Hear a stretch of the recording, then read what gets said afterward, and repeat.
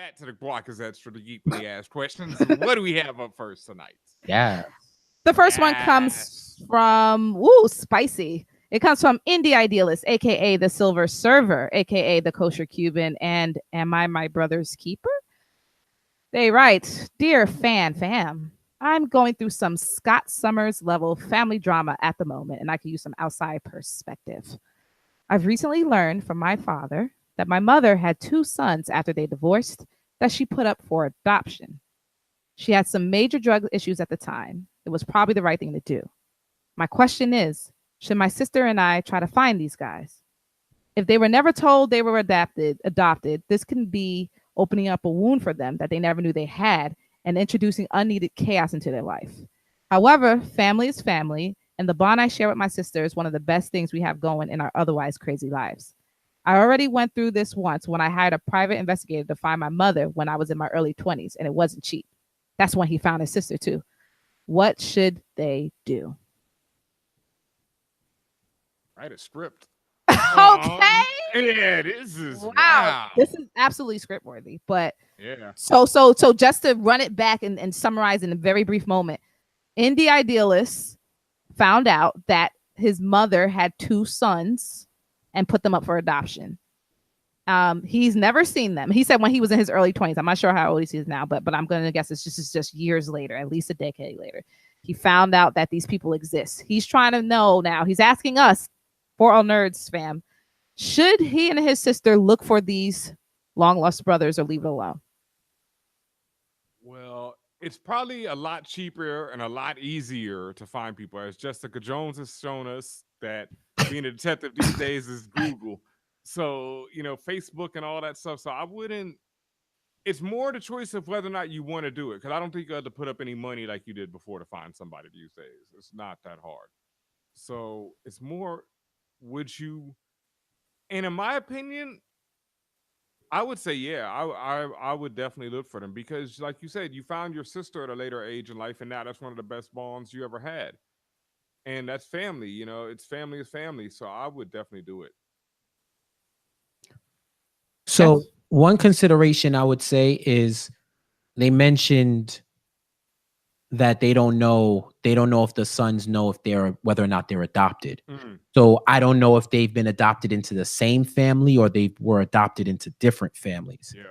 But I do think it's imperative that if you reach out to the family and see if they know. Because I don't know if you want to be the one to lay that hammer on them, that not only are they adopted, but you're their long lost brother or sister.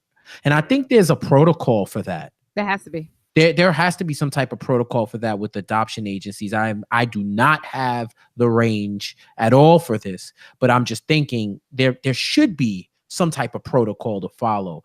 I would do that just in the best interest of everyone, because if you're going to fundamentally change the world around somebody who thought the world was one way, and you're going to be the one to do that, you're going to have to accept the ramifications that come with it, whether they may shun you because you rock their world, right, or you may have issues with their parents who wanted to break it to them in a certain way.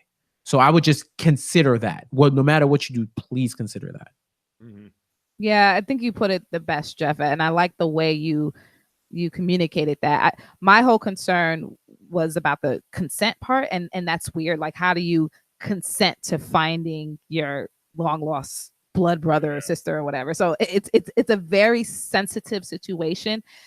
At the end of the day, I would do a combination of what Jeff and Ben is saying. Obviously, see how that even works, like when it comes to agencies and things like that. Like, what is the general consensus? Do some research. What's the general consensus about how you can even reach out to people? Sometimes they set it up so that you can't reach out. Like, they don't want to be reached out to. Like, they legitimately want to keep everything. They want to, whatever their old life was or should have been, they don't want that to be. So you might need to do that, but also, to Ben's point, you may end up expanding your family, and it may be cathartic. That's a great question, and it's something very difficult, but it all falls down to how you, and since you said you and your sister are doing it, have this, and I'm sure you have already, but really have this conversation and understand the rules around how this works. Yeah. And like I was saying, I'm glad you elaborated on that, Jeff, because I would say the same thing, especially when you're talking about, reaching out over Facebook or something like that. I would just, see if you can find these people first, locate them, and then, see what's going on with their situation before you Like do start some the conversation. surveillance.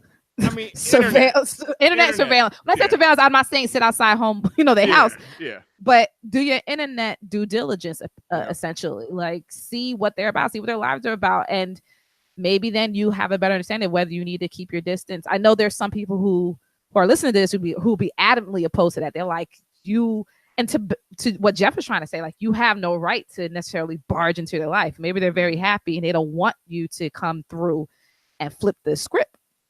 Some people may take it and think it's the best thing that's ever happened to them, but you never know. So perhaps a little bit of internet surveillance is worth it first. Yeah. Great question, though. Thank you for that one.